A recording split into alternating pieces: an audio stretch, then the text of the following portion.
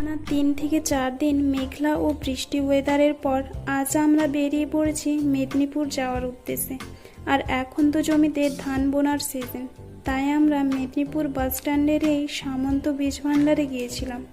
আর এখানের এত রকমের ধানের ভ্যারাইটিস দেখে আমি তো জাস্ট পাগল হয়ে যাচ্ছিলাম। আর ফাইনালি ভরসা মিনিকিটের এই ধানটাই আমাদের পছন্দ হলো, তাই আমরা 4 কেজি কিনে নিয়ে এলাম। তারপর বাড়ি ফেরার পথে ডিমৌলিতে এই ইউরোপিয়ান রেস্টুরেন্টে লাঞ্চ করার জন্য ঢুকলাম। আর আমরা অর্ডার করেছিলাম মটন বিরিয়ানি, আর এখানের মটন বিরিয়ানিটা জাস্ট ওয়াও ছিল।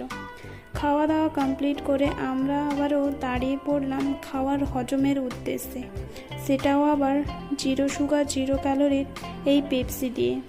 তারপর ফাঁকা রাস্তা পেয়ে স্কুটিটা আমি চালিয়ে নিয়ে বাড়ি এলাম। চলো তবে তোমাদের সাথে দেখা হবে নেক্সট মিনি